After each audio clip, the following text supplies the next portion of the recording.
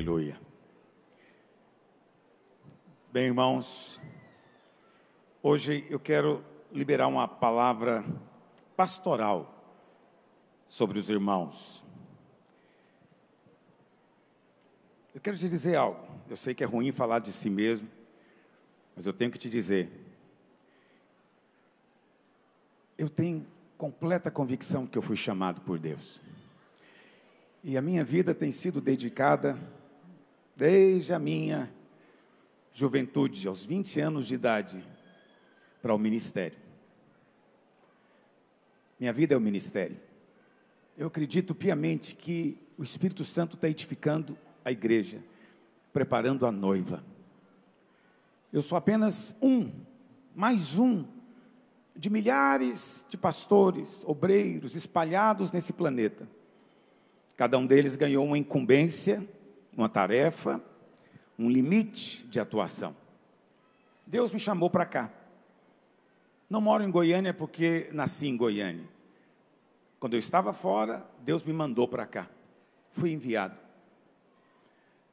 Quero dizer para você que eu amo essa igreja e amo você profundamente. E oro por você. Pastor, mas é tanta gente. É verdade, mas eu oro por você. Oro com lágrimas. O Espírito Santo é testemunha disso. Me preocupo cada domingo com a palavra para alimentar. Não uma palestra, não uma demonstração pública de conhecimento bíblico. Não. Palavra que seja pão, que alimente você, que transforme a sua vida, que te fortaleça, te leve a viver como um cristão vencedor durante a semana. Eu tenho orado por isso. E durante esse tempo de eleição, eu quis falar o que eu vou falar hoje, mas eu deixei para falar depois, para ninguém pensar que eu estou falando de eleição. Não estou falando de eleição. Eu estou falando de algo que eu tenho percebido, e que nós precisamos de voltar para a linha certa do Evangelho. Quero dizer para você, nem todos aqui votaram no Bolsonaro. Eu sei disso. Alguns me disseram que não iam votar. Mas nenhum deve sair da igreja por causa disso. O que nos une não é posicionamento político. Eu não oculto as minhas coisas. Todo mundo sabe que eu votei no Bolsonaro. Todo mundo, quem anda comigo aqui há mais de 4 anos, sabe o quanto eu tenho aversão à ideologia esquerdista. Você sabe disso, porque é contra o Evangelho. Mas olha para cá. As coisas estão tomando uma proporção que não é apropriado para nós. Está me ouvindo?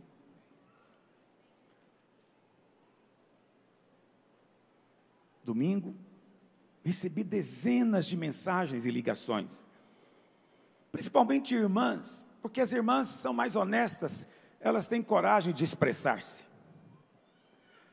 chorando assim, meu Deus, choro de desespero.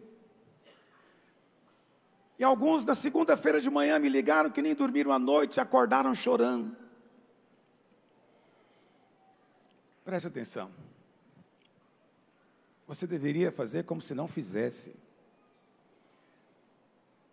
Depois, muitos irmãos foram para a porta do quartel, pedir uma intervenção. Querido, isso vai contra as nossas convicções, nossos valores. Nós estamos aqui para defender liberdade, não para entregar a nossa liberdade para alguém. Eu não quero entregar minha liberdade para ninguém, nem para o exército. Eu quero ser livre para falar, livre para pregar, para me expressar. Não interessa. Ah, pastor, mas olha o partido que ganhou. Eu também fiquei triste. Também fiquei triste, não vou te negar. Mas a minha tristeza dura minutos, porque minha vida não é essa. Não estou aqui para mudar o mundo. Eu estou aqui para edificar a igreja do Senhor.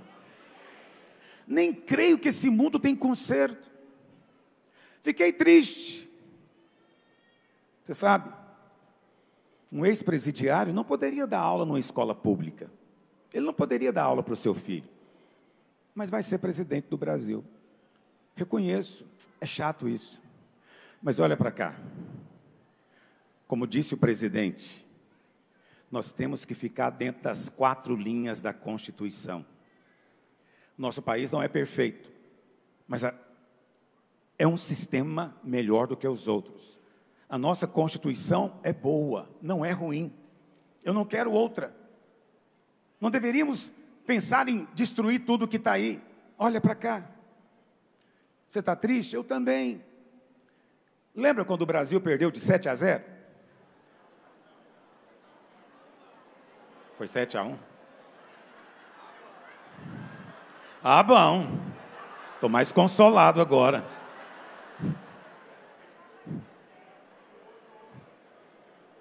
Olha para cá, de futebol... É a mesma coisa do futebol, filho, olha para cá. O seu patriotismo virou coisa de time de futebol. Entendeu? Essa coisa de futebol é mundanismo. Mas nós toleramos, eu tolero isso em você. Pelo Espírito. Eu não fico aqui pegando no seu pé por causa da sua paixão futebolística. Mas você não vai ver eu aqui dentro com bandeira de time nenhum. E nem vai me ver aqui deixando de cultuar a Deus porque o Brasil perdeu de 7-1. Me desculpe se eu te digo isso, mas eu não ligo a mínima. Me desculpe, sou um péssimo brasileiro, né? Naquele dia eu fui dormir como todos os outros dias. E até hoje não acho que a minha dignidade depende daquilo. Não tem nada a ver comigo, é um jogo de futebol. Presta atenção, domingo o juiz apitou o fim do jogo. Se roubou, teve uma vez que o Maradona marcou um gol com a mão. Estou falando essa linguagem porque eu sei que você entende. Quando acabou o jogo, não foi anulado o jogo, não acabaram com o campeonato, não invadiram a FIFA. Até hoje a Argentina está lá, aquele jogo foi ganho. E hoje em dia as câmeras mostram que de fato foi roubado. Mas e daí? A vida continua. 4 anos depois tem de novo. E vamos jogar de novo daqui a 4 anos. Mas eu não toleraria jogar a Copa do Mundo todo momento. A Copa tem que durar 15 dias e acabar logo. Quantos entendem o que eu estou dizendo? Depois de 4 anos, irmãos voltam de novo. Eu sou assim, eu só lembro que existe futebol de 4 em 4 anos, e assim mesmo se o Brasil ganhar. Porque se ele perder, no dia que ele perde, encerra o campeonato para mim. Não vejo mais nada. Nem lembro que existe. A política é um pouco diferente, mas é muito próximo. Entendeu? Nós não somos torcida organizada. E nem somos partido político. Pastor, eu tenho direito de ir para a rua? Tem. Mas não para pedir ditadura. Se o governo do PT aprovar alguma lei que vai contra os seus valores, aí sim, vá para a rua. Aí sim, vai lá, chama o seu deputado, o senador que você elegeu e fala, faz alguma coisa, rapaz. Entendeu? Mas assim, só porque perdeu o jogo, nós vamos querer mudar agora? Bagunçar tudo? Quer bagunçar para quê? Então, eu quero te falar como seu pastor. Volta à sobriedade. Vamos largar a embriaguez de lado. Essas coisas embriagam. Muitos irmãos, muito interessante, né? De 2 em 2 anos, ou de 4 em 4 anos, eu chego aqui e falo, irmão, tem esse irmão que a gente vai apoiar na eleição. Eu faço isso 1 ou 2 cultos só durante 2 ou 3 minutos. E vota quem quer, nunca obriguei ninguém. Mas tem irmão que acaba comigo. Você está interessado, você está apoiando, mas eu nunca fui fazer campanha para ninguém. Eu sou pastor. Meu chamado é outro. Aí quando foi agora, meu Deus, quanta acusação em cima de mim. Quanta pressão em cima de mim, porque eu não estou fazendo campanha. Não fiz. Sabe por que eu não fiz? Para eu poder chegar aqui agora e te dizer, eu amo você. E quero te ver sóbrio. O governo não é o que eu acredito. Não é, mas ganhou. Não, pastor, não acredito. Então prova se teve roubo. Se provar, aí sim. Mas se não tem prova, irmão, vamos voltar para o trabalho, vamos ganhar dinheiro, vamos servir a Deus, vamos ter filho, vamos casar nossos filhos, vamos viver a vida por amor ao Senhor, eu te falo isso. Irmãos, a igreja está perdendo demais com isso. Nós vamos crescer com muita dificuldade agora, porque as pessoas fecharam o coração para nós. Elas não querem vir no culto, porque elas acham que nós somos de um partido político, e nós não somos. Nós podemos ter fechado a porta do reino para muita gente, não da salvação, porque a salvação não depende da igreja. Basta ela invocar o Senhor, mas não vão estar conosco. Vai ser mais difícil multiplicar, vai ser mais difícil encher os encontros. Nós vamos ter que orar mais. Nós não ganhamos muito com isso. Agora você como membro, claro, você tem todo direito de ir para a rua. Mas eu como pastor, tenho que ter cuidado. Porque a minha palavra é muito importante, eu tenho algo para te dizer, e eu quero que você me ouça. Sem pensar que eu tenho interesse político por detrás, que eu não tenho. Como estão entendendo o que eu estou dizendo? Eu escrevi uma carta, agora eu nem sei se eu leio ela aqui. Vou ler, pega aí na revista. É muito simples, é algo muito simples, não é nenhum um tratado, um discurso extraordinário, é só uma coisa pequena que estava no meu coração. Eu gostaria que você ouvisse. Vivemos dias angustiantes e proféticos.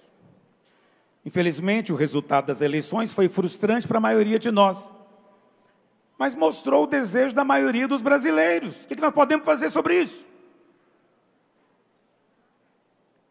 Devemos respeitar. Respeita a regra do jogo. Quando você ganha, faz festa. Quando você perde, saia com dignidade. Respeite a alegria do outro. Não trate como seu inimigo porque ele votou no outro partido ou no outro candidato. Não, não faça isso. Não trate seus familiares, seus colegas de trabalho como adversários seus. Não são. Para com isso. Você não é militante de um partido. Você é servo de Deus. E eu te digo isso pelo Espírito. Essa é uma igreja ungida. Aqui, olha irmãos, aqui qualquer coisa que a gente faz, a unção vem na hora. A gente fala, vou cantar um cântico, a unção vem assim, um negócio instantâneo. Porque você é ungido. Você é ungido.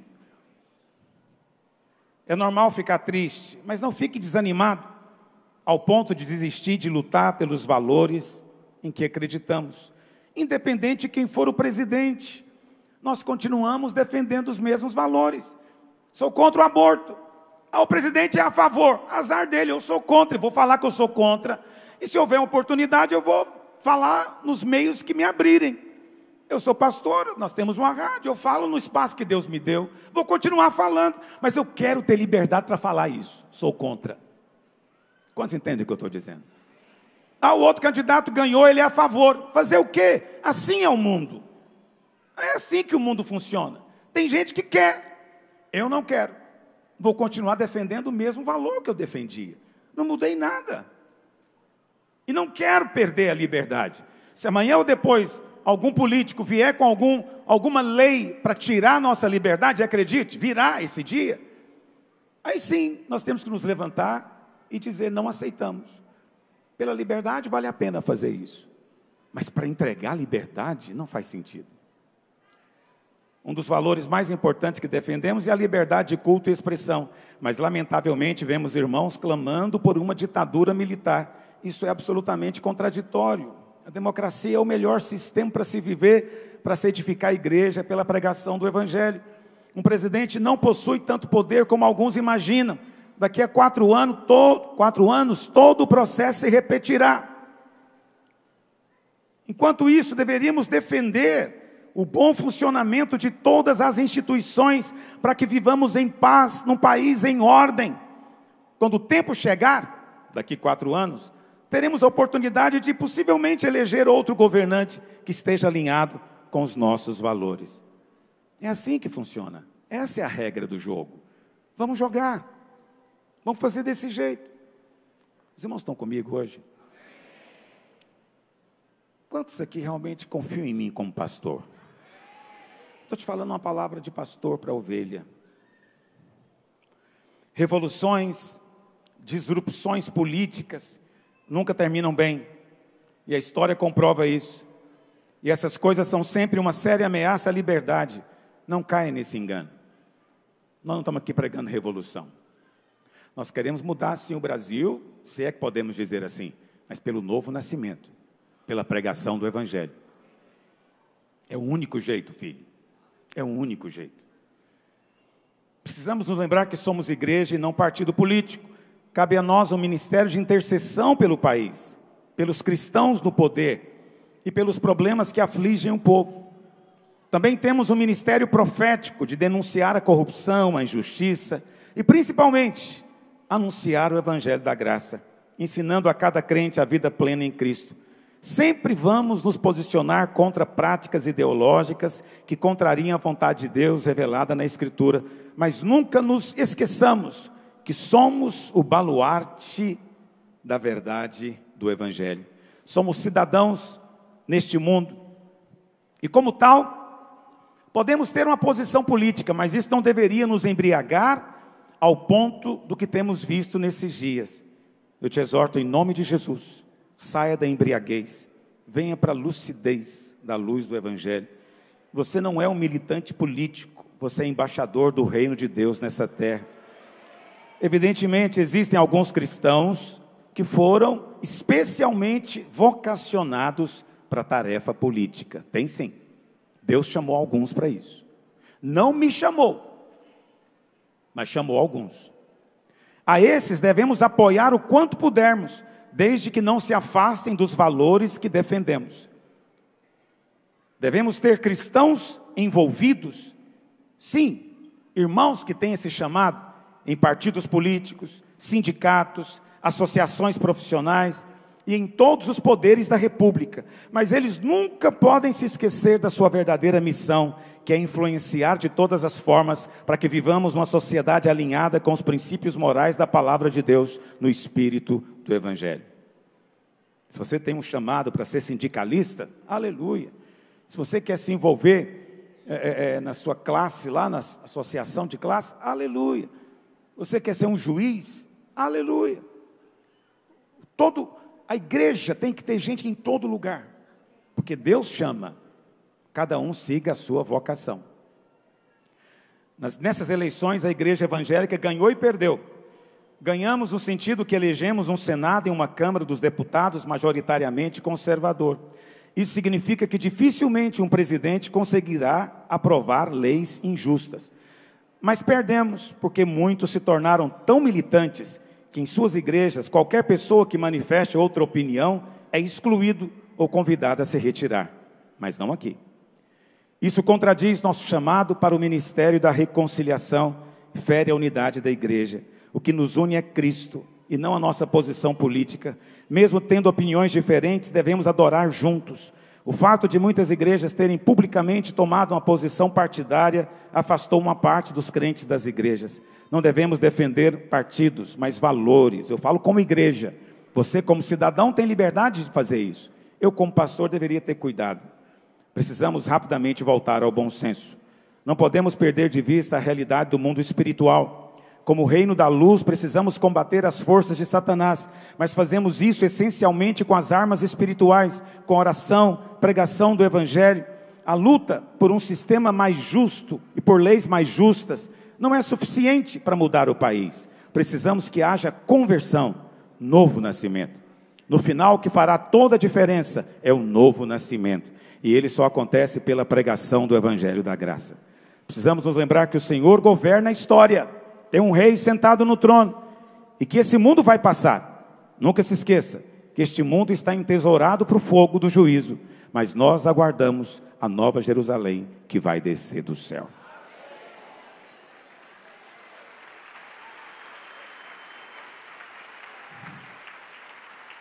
Volto a dizer, não estou aqui condenando e nem querendo tirar a sua liberdade. Você tem todo o direito de sair, manifestar, ir para a rua. Eu só quero que você saia da embriaguez. Tenha bom senso. Pondera nas coisas. Você foi chamado para pregar o evangelho acima de tudo. E não se apegar tanto a este mundo. Entende? Paixões são coisas mundanas. Precisamos ter muito cuidado com elas. A única paixão, e a Bíblia nem usa essa palavra, deveria ser direcionada para as coisas do céu. Mas hoje o que eu percebo é que muitos irmãos são mais apaixonados pelo Brasil do que pela igreja. Muitos pastores, né, porque eles dizem, não, ser patriota é uma virtude. Ser bom filho também é uma virtude. Mas o que Jesus disse? Se alguém amar pai e mãe mais do que a mim, não é digno de mim. Se você ama o Brasil mais do que a Cristo, você está incorrendo no mesmo erro. Pastor, você não é brasileiro? Sou, e sou filho também da dona Elza e do seu Aloísio, que era o meu pai. Já morreram. Sempre os amei. Minha mãe sabe o quanto eu a amava. Mas nunca deixei ela mandar na igreja. Não é que ela não queria. Por quê? Porque para ela eu era sempre o Aloísio Antônio, filho dela. Quando ela queria alguma coisa, ela simplesmente chegava aqui e pegava o microfone, quando eu não estava perto, e o pastor Arlan deixava. Eu a amava muito, mas eu também amo o Senhor e amo a sua casa. Quero o melhor para o Brasil? Quero, mas em primeiro lugar está o reino de Deus. Para mim, o reino de Deus é primeiro. E o reino de Deus está reunido aqui hoje, porque está dentro de você. Dentro de você. Pastor, você está na contramão. Estou. Você está falando coisa que vai diferente de todos os pastores lá fora. Não ligo a mínima para isso. Eu só quero que você saiba que eu sou seu pastor e quero a sua bênção. Quero te abençoar. Quero te ver próspero, quero te ver casado e feliz, quero te ver criando os seus filhos num ambiente de prosperidade, de liberdade, de vida, entendeu? Não quero ver você numa trincheira, morrendo, não quero ver você num ambiente de bagunça, de desordem, não, precisamos de ordem para pregar o evangelho, nós somos defensores disso, quantos dizem amém? Ah, mas olha aí quem ganhou, irmãos, é o jogo. Está me ouvindo? Se porventura quiserem fazer algo fora das 4 linhas, como disse o presidente, aí sim você pode se levantar, põe a boca no trombone, mas ainda nem começaram, entende? É óbvio que você deve continuar aprendendo. Os irmãos se tornaram muito politizados, amém, aprenderam muito de política, glória a Deus, não é? Use isso, mas sem paixão, sem paixão. Quando eu falo paixão, estou falando de algo que produz cegueira, que é algo completamente insano. Já viu torcedor fanático? Ele é louco, ele perde totalmente a lógica, faz coisas absurdas, como se o time de futebol dele fosse alguma coisa. Não é nada, não é nada. Mas quem consegue convencer ele disso? Não, pastor, você está exagerando. O Brasil é diferente, mas a paixão é a mesma. É preciso ter cuidado. Quantos dizem amém? Por isso, eu prometo que eu vou terminar na hora, porque hoje é dia de ceia. Eu quero compartilhar com você rapidamente a respeito de uma mulher na Bíblia. Você sabe, nós vivemos numa cidade cheia, que as ruas são cheias de nomes, as praças são cheias de nomes, as escolas municipais e estaduais têm nomes de pessoas. São pessoas que fizeram alguma coisa boa e que alguém achou que valia a pena lembrarmos dela. Isso é normal. É assim no mundo inteiro.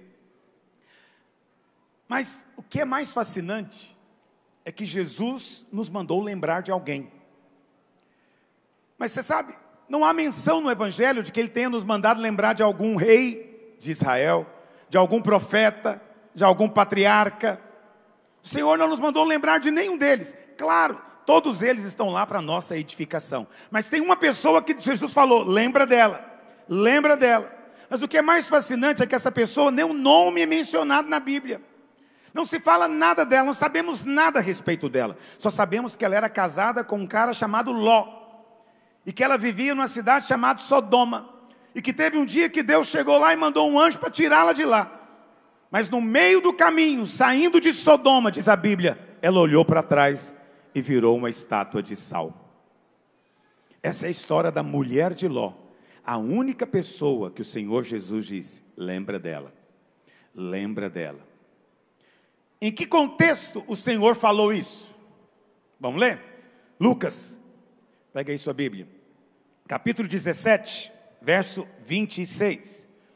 Lucas 17, verso 26. Vamos ler até o final. Assim como foi nos dias de Noé, será também nos dias do Filho do Homem. Comiam, bebiam, casavam e davam-se em casamento, até o dia em que Noé entrou na arca e veio o dilúvio, e destruiu a todos. O mesmo aconteceu nos dias de Ló. Comiam, bebiam, compravam, vendiam, plantavam, edificavam, votavam nas eleições. Mas no dia em que Ló saiu de Sodoma, choveu fogo do céu. Choveu fogo e enxofre e destruiu a todos. Assim será no dia em que o Filho do Homem se manifestar. Naquele dia, quem estiver no eirado e tiver os seus bens em casa, não desça para tirá-los. De igual modo, quem estiver no campo, não volte para trás. Verso 32, sublinha na sua Bíblia. Lembrai-vos da mulher de Ló. Não se esqueça dela. Quem quiser preservar a sua vida, perdê-la-á.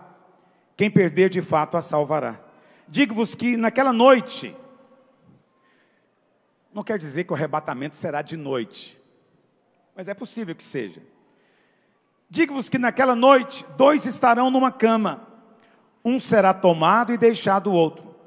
2 mulheres estarão juntas moendo, uma será tomada e deixada a outra. 2 estarão no campo, um será tomado e deixado o outro.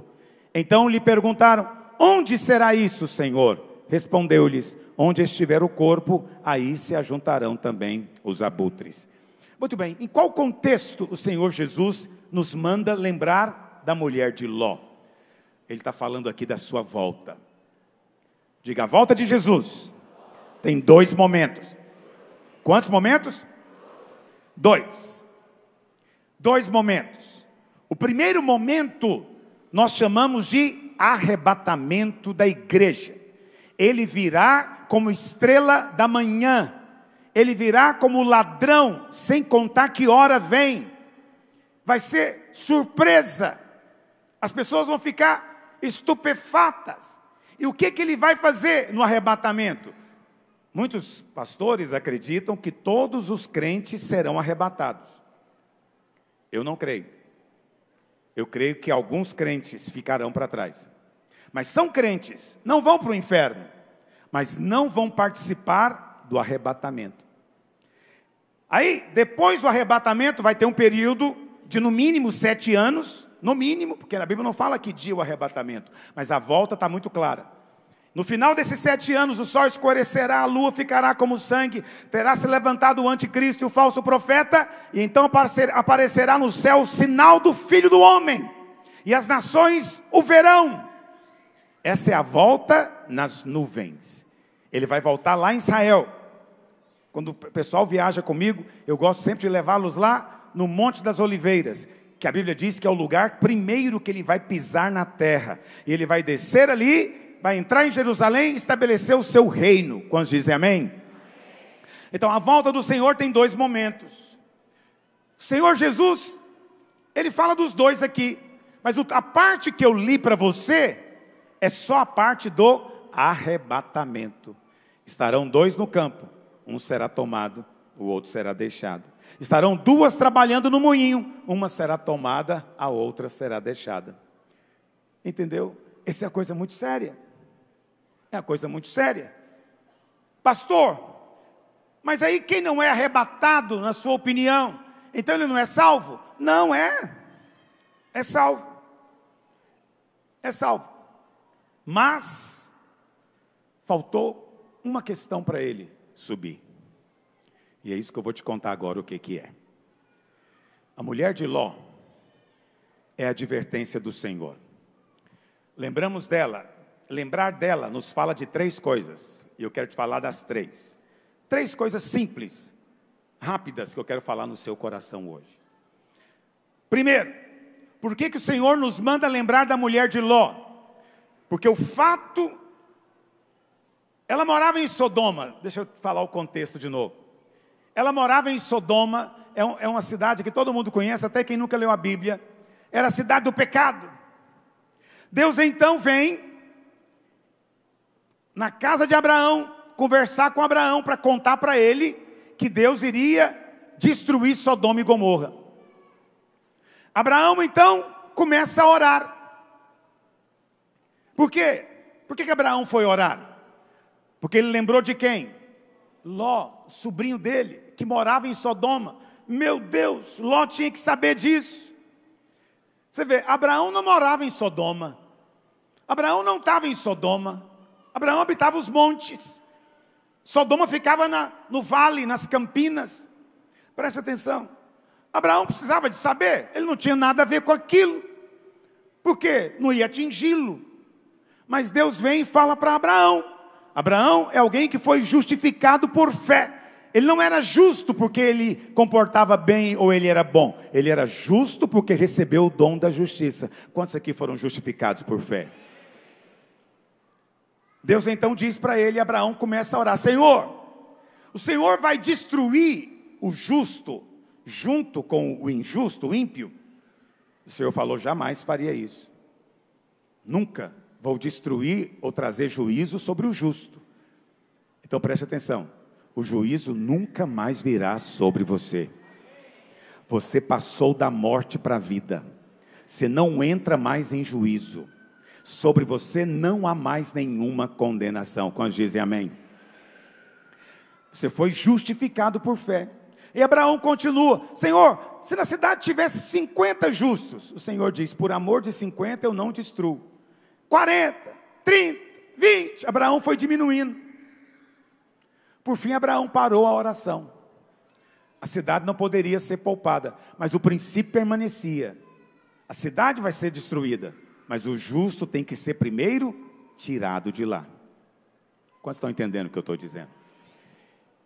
Olha o que o anjo diz para Ló. Vamos ler, Gênesis 19, verso 22.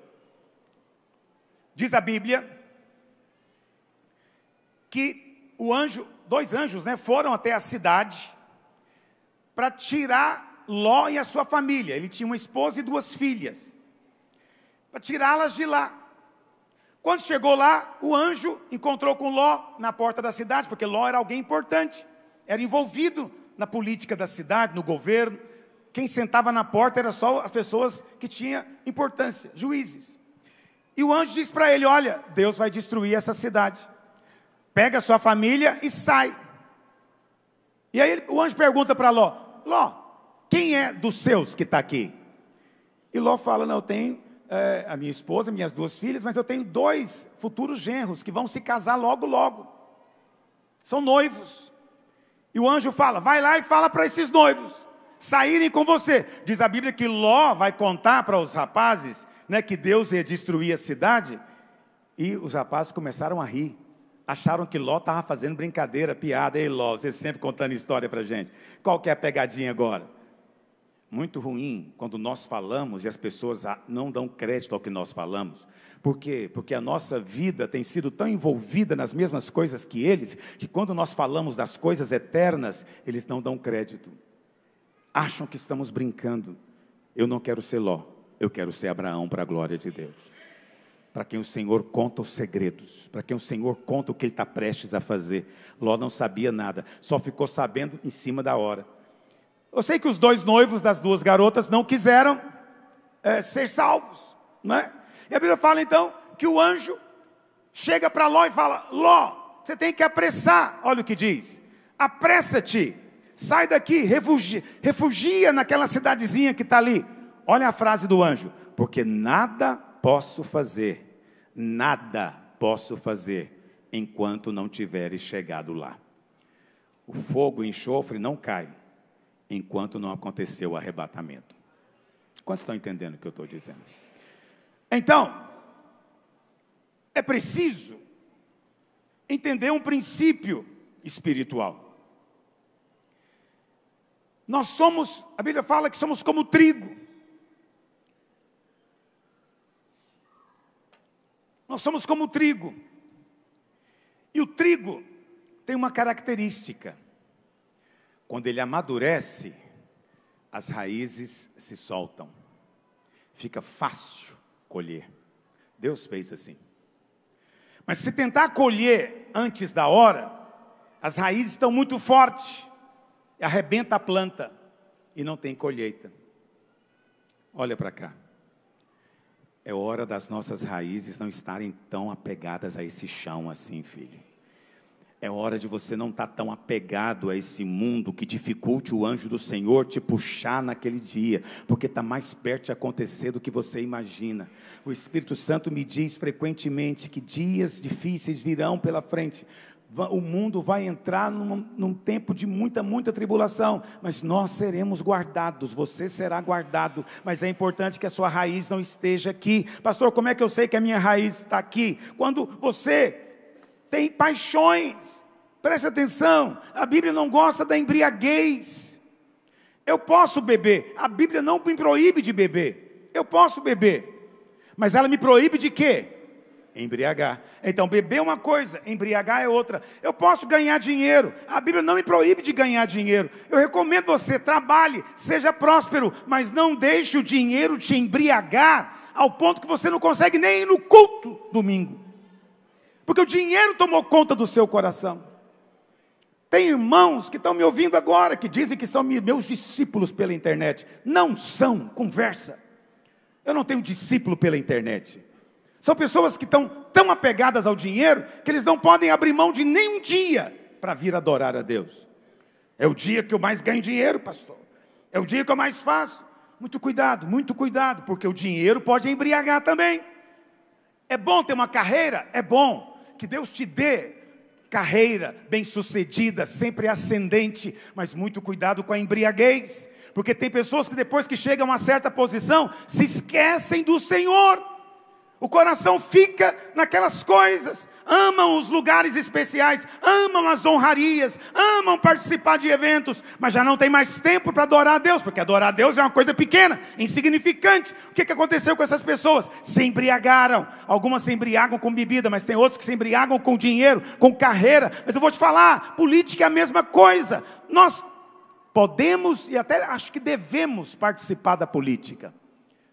Votar, ser votado se for o seu chamado, participar de associações, de grupos, até de partido você pode participar se você quiser, mas preste atenção, não deixe que isso se torne uma embriaguez na sua vida, ao ponto que você passe a considerar as coisas do reino de Deus como menos importantes, insignificantes. Pastor Luiz tem uma visão pequena, ele está preocupado só com a igreja. Não, eu estou preocupado com o rebanho que Deus me deu.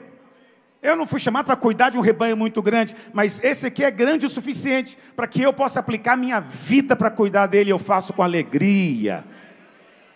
Porque cuidar da igreja é falta de visão. Não é a visão do céu. É você crer que existe outro mundo, que tem uma outra cidade, que tem ruas de ouro, que vai descer do céu. E nós estamos esperando essa cidade, irmão. Que o Senhor nos livre da embriaguez. Essa embriaguez te tira a lucidez. A mulher de Ló foi saindo, porque os anjos arrastaram para fora da cidade. Eles não tinham força para sair. Apegado que estavam nos bens que perderiam. O carro que acabou de comprar vai cair pedra em cima dele, enxofre. A minha casa, os meus móveis, até o meu Rolex, até minha roupa, vai tudo pegar fogo. Tão apegado que estavam, eles saíram, mas saíram empurrados pelos anjos. E no meio do caminho a mulher olhou para trás. A Bíblia não fala por que ela olhou. De fato eu estou aqui presumindo com você que ela olhou porque estava tão apegada. Ela olhou para lamentar. Puxa vida. Puxa vida. Virou uma estátua de sal. Olha para cá, vou te falar uma coisa muito importante. Eu sei que você pensa que a condição para ser arrebatado é não ter pecado. Mas preste atenção, não existe esse ensino realmente no Novo Testamento, de que só vai ser arrebatado quem não tem pecado, porque quem não tem pecado é só Cristo. O pecado é uma questão que já foi resolvida na sua vida. Você já foi lavado e perdoado pelo sangue de Jesus. Para você não tem mais condenação. Quantos creem no que eu estou dizendo? No entanto, o Senhor Jesus disse, olha o que ele disse, Lucas 17, desculpa, Lucas 21, verso 34, estou mudando a sequência da minha pregação. Embriaguez é uma outra característica de alguém que perde completamente a noção das coisas. Todo homem embriagado não tem noção das coisas. Ele se acha valentão, ele enfrenta situações que o bom senso dizia que ele não devia fazer, tudo porque está embriagado. Aquela mulher acabou de ouvir, entendeu? Que ia chover fogo do céu. Se eu ficar sabendo que vai cair fogo do céu e um anjo me apareceu, irmão, eu vou sair correndo. Mas aquela mulher não só não saiu correndo, como saiu arrastada, olhando para trás. Agora olha o que a Bíblia de Jesus quem disse, olha o que ele diz. Acautelai-vos por vós mesmos, para que nunca vos suceda que o vosso coração fique sobrecarregado. Presta atenção, com pecado? Não. Sobrecarregado com o quê? Com as consequências da orgia e da embriaguez. Presta atenção, o texto não está falando de bebida alcoólica. O texto não está falando de bebida alcoólica. Tem irmãos que me mandam texto e falam, olha aí. Não, Jesus não está falando disso. Ele está usando uma alegoria, uma ilustração. Ele está dizendo o seguinte, olha, tenha muito cuidado por causa da embriaguez das preocupações deste. O Senhor está dizendo o seguinte, olha, o mundo é o seu grande inimigo agora. O pecado já foi perdoado. O diabo já foi derrotado. Mas agora você tem que deixar o mundo. Na nossa cabeça, mundo, o que é mundo na sua cabeça? Mundo na sua cabeça é o pecado, é droga, aqueles pecados lá, né, de coisas sexuais, pornografia. Aí você pensa que isso é mundo. Não, o mundo é um espírito. O mundo não é um lugar físico. Você pode estar dentro do seu quarto, pode estar aqui nesse culto e o seu coração está embriagado ainda com as coisas do mundo. O que é o mundo? Mundo é qualquer coisa que se torna para você tão ou mais importante do que as coisas de Deus. Que você acha que não pode deixar aquilo de lado. Que tornou-se uma prioridade absoluta. Isso é embriaguez. Nada pode estar à frente. Está me ouvindo? Nada pode estar à frente do Senhor. Eu amo você, mas não sou embriagado com você. Por que eu não sou embriagado? Porque tem alguns que me deixam. Que não gostam de mim, que não querem me ouvir. Eu digo, aleluia, tentei ser bênção na vida dele, ele não quer, eu não vou para minha casa amargurado, sabe por quê? Porque eu não sou embriagado com isso, o Senhor nunca me deixa, e eu estou aqui por causa dele. As irmãs são muito apaixonadas pelo trabalho de criança, são apaixonadas, não é, pelas crianças. Preste atenção, cuidado com isso também.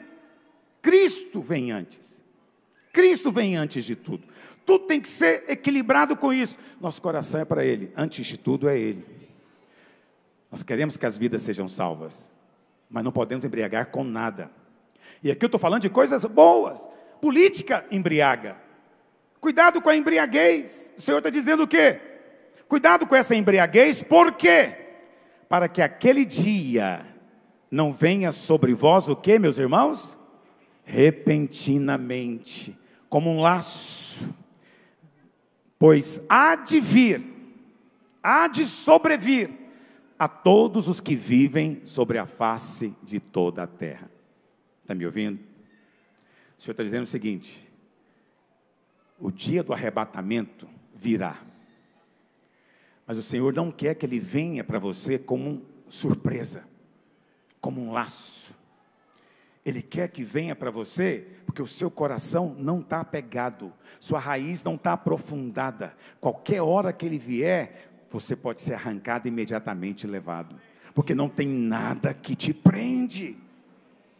Irmãos, olha, eu louvo a Deus pelos irmãos que são sinceros e honestos comigo, mas assim, é muito ruim quando o seu filho, que só tem às vezes 6, 7 anos de idade, está chorando com você por causa de uma eleição, irmão. Tem algo muito errado nisso. Teve irmão que me falou que o filho foi dormir, acordou de madrugada ansioso. Pai, fala. Não, o Bolsonaro ganhou. Não, meu filho.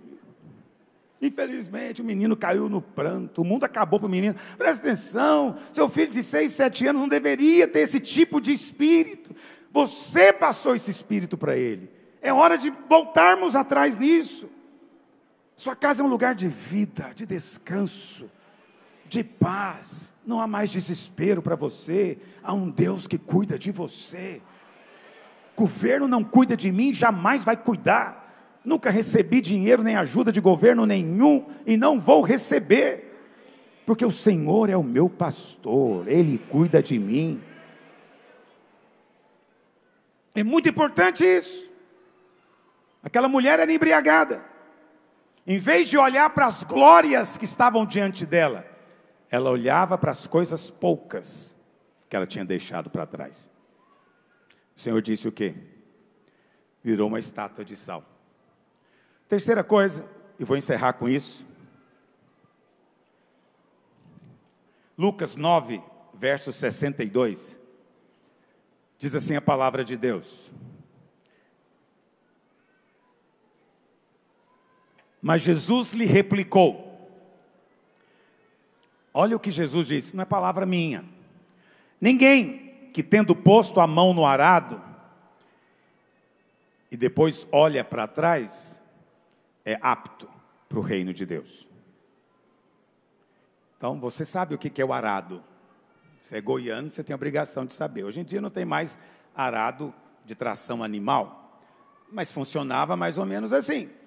O arado, né, ele tinha essa ponta para cavar um rego, onde seria colocada a semente. Normalmente um animal, o boi, que é o mais forte, puxa esse arado. Mas o lavrador vai segurando para manter o arado no lugar certo, no rego que ele está fazendo. Agora, imagine esse lavrador com o boi puxando, olhando para trás. Ele está olhando para trás. O que vai acontecer com a obra que ele está fazendo? Desleixo. O que o Senhor está dizendo aqui? Quando você olha para trás, o rego fica torto, a célula fica fraca, o culto perde a unção, a vida de Deus vai esvaindo, sementes estão se perdendo. Por quê? Porque o lavrador, de maneira displicente, está olhando para trás enquanto o boi puxa o arado. Meu Deus, será que só eu que estou vendo isso? Não é hora de olhar para trás. Agora mais do que nunca é hora de falar das coisas do céu. É coisa de alienado? É coisa de crente? Mas isso é a verdadeira coisa de crente.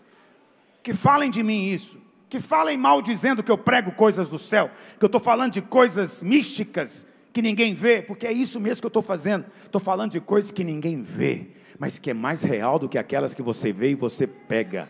Há um reino que está chegando. Preste atenção, o rei está vindo. Você é do reino dele e ele está chegando. Nós não podemos estar embriagados com as coisas daqui, porque primeiro vai ser arrebatado. Então eu vou te dizer, respondendo a questão que eu fiz logo no começo. Pastor, como é que eu posso estar preparado para o arrebatamento? O Senhor nos falou aqui. Tenha muito cuidado para não estar embriagado. Porque se tiver, vai vir como laço. O Senhor não falou, tenha muito cuidado com o pecado que você está fazendo, coisas erradas. Por quê? O pecado é uma coisa sem importância? Não, o pecado é coisa séria, tem muitas consequências. Mas preste atenção, você já está coberto pelo sangue. O pecado já foi resolvido na sua vida. Mas tem uma coisa que não foi resolvida na sua vida. É o quanto você valoriza as coisas daqui. Isso não é pecado. Não é pecado se envolver com essas coisas. Não, não é. Mas quando você se embriaga, você é o trigo que aprofundou a raiz, em vez de soltar a sua raiz deste mundo. De se ver livre. Eu sou livre para estar com o Senhor. Eu de fato sonho com as coisas do céu. Te falo na presença do Espírito Santo. Não tem um dia sequer que eu não levante de manhã e eu não falo, meu Deus, como é que vai ser quando a gente chegar por aí? Todo dia eu falo. Tem dia que eu fico pensando nos que já foram. Eu falo, o que será que o Marcelo Duarte está fazendo hoje, Jesus? Pastor Paulo Cheim, o que ele anda fazendo? Eu estou pensando nas coisas do céu. Porque esse mundo é sim passageiro, filho. 4 anos não duram nada. Você não viu os 4 que passaram? Não durou quase nada. É passageiro. Tudo passa nessa vida. Mas tem uma coisa que permanece para sempre. A palavra de Deus que foi semeada dentro de você. Ela permanece para sempre. Para sempre. É isso que nós somos. De outro mundo, sim. Não olha para trás enquanto você está arando a terra. Não vamos olhar para trás enquanto o nosso trabalho aqui é esse. Eu sei que você pensa que olhar para trás aqui é voltar para o mundo, né? Essa é a interpretação que as pessoas fazem. Não, não, ele continua segurando o arado. Ele continua no lugar que deveria estar. Mas só que a cabeça dele está em outro lugar agora. E por isso a lavoura está uma bagunça. A lavoura sofre. Nós somos obreiros, mas vocês são lavoura de Deus, diz a Bíblia. Lavoura de Deus. Sua célula é lavoura de Deus. Eu quero ser encontrado fiel na presença do Senhor. Quantos dizem amém sobre isso? Essas 3 coisas: apego, embriaguez, desleixo. Essas 3 coisas representam a mulher de Ló. A única pessoa que o Senhor nos mandou lembrar. E eu estou te exortando hoje. Vamos sair da embriaguez, vamos lembrar do que o Senhor mandou lembrar e vamos avançar para aquilo que está diante de nós. Quantos dizem amém comigo? Fique em pé onde você está.